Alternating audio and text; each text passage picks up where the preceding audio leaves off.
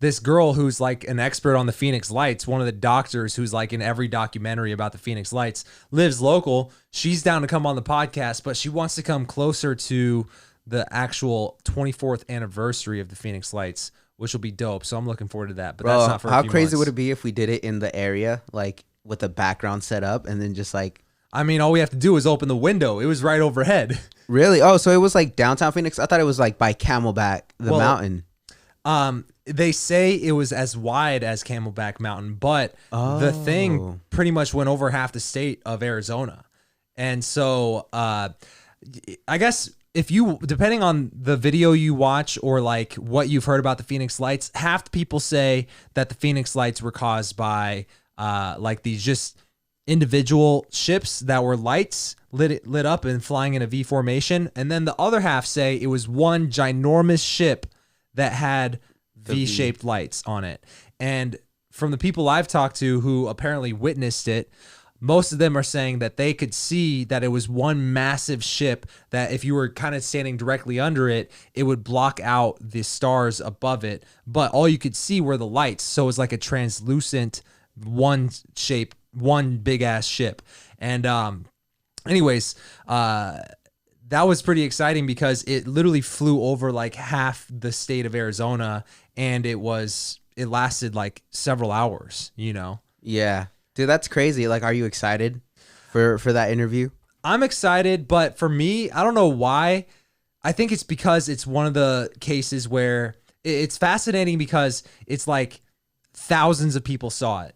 And apparently it flew right over this area. So right over Scottsdale and Phoenix. So we would have been looking right up at it like, what the fuck? You know, it excites me because so many people saw it.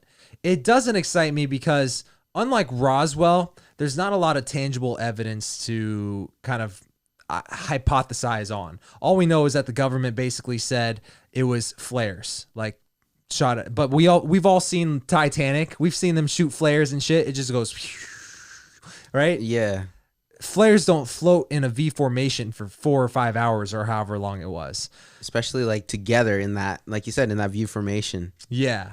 And so I'm excited, but also it's like, how much can you really talk about the case other than just speculate and talk about the government cover up? But because like, it wasn't like there was a crash ship that we could observe after the fact. It wasn't like there were any government people that have come out and leaked like significant information about the Phoenix Lights. It's kind of just one of those things that happened and never really got talked about a lot after that. You know what I'm saying? I get what you mean. Yeah. Speaking of yesterday, it was interesting. You know how the air base is like right next to Camelback Mountain? I went hiking out by the Baseline Road, and it was crazy just to see them. It looked like planes. They were just coming like together in like a U. Like I just saw a bunch of lights. It wasn't like UFOs, but it was crazy to see. They were just like all landing at one or like one by one in a line. So I was wondering like what was going on.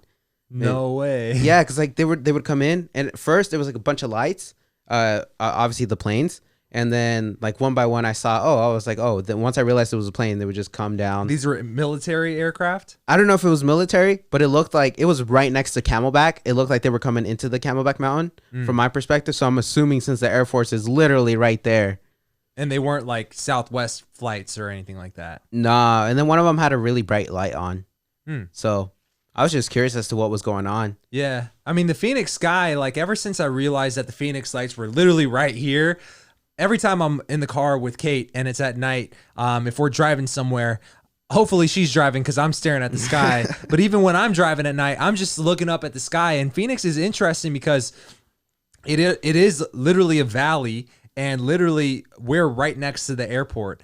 And every time I look up, I see 5-6 planes just coming into the airport. And so there's just a lot to look at in the sky, and it's kind of hard to keep all the different things that you see straight. But I don't know. I would really love to see personally a Phoenix Lights happen again. How crazy would that be on the 24th anniversary? Dude. Well, we have already planned it. Me and this doctor, we're going to release that podcast on the 24th anniversary. You guys are going to be filming the podcast, and all you're going to feel is like a tremble, and you're just going to go outside and see the lights. Yeah.